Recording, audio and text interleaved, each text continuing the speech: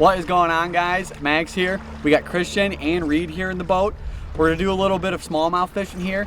We got a bank here we're gonna strip some streamers through. We're just gonna run you guys through some proper presentations for us here while fishing out of the boat in big water for smallmouth here. So stay tuned. We're gonna cut to the GoPro and the drone, and we're gonna run over a few presentations here for bass.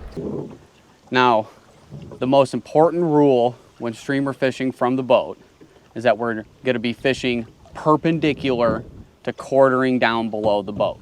And again, this is in big water situations.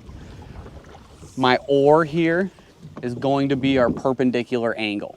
So Reed in the front is never going to be throwing below my oar, while Christian in the back will never be throwing up above my oar. Now, while we're streamer fishing as well, the retrieve back on our fly, we have to incorporate pauses into it. These pauses are going to allow the fish to catch up to the fly, orientate themselves to eat it, and then hit the fly. If we just burn these flies back, we're never gonna have a chance at catching a fish while doing this. Now, while floating down, looking at this right bank that we're fishing, we can see that there's some structure along the bank and a drop off or a color change about midway back. So Reed here just landed his fly somewhat close to the bank, and he's working his fly back, incorporating strips and pauses throughout the retrieve, and stalling it near the structure and the drop-off points, almost anticipating an eat in there. And if nothing happens, we're working the fly all the way back to the boat.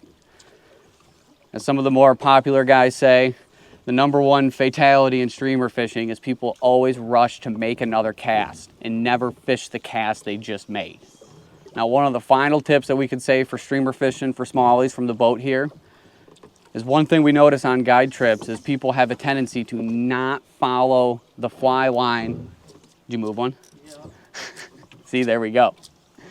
One of the tendencies is that they will not follow the fly with their rod tip. And that's one thing that I always need to see while we're streamer fishing here is following the fly with the rod tip. That will give you a much better connection towards the fly when the fish eats. You get a much better hook set into the fish, and there's less slack or no slack involved in the hook set as well.